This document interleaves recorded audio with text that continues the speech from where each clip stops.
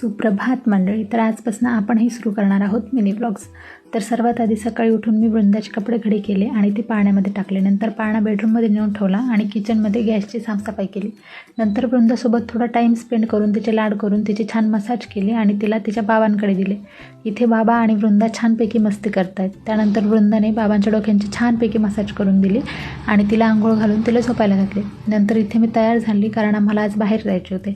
बाहेर जाताना आधी गाडी वॉश करून घेतली आणि नंतर निघालो वृंदाला घेऊन आम्ही गेलो होतो आज ज्वेलर्सकडे, कारण तिला आज तोडे घ्यायचे होते आणि तिचे कानही टोचायचे होते. आधी गेल्या आम्ही सिल्वरचे तोडे घेतले आणि नंतर कान टोचून घरी आलो.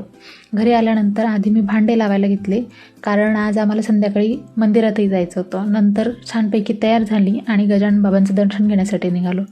मंदिरात जाऊन छानपैकी आरती अटेंड केली, बाबांचं दर्शन घेतलं आणि घरी येऊन छान जेवण केलं. तर आजचा ब्लॉग तुम्हाला कसा वाटला हे नक्की सांगा.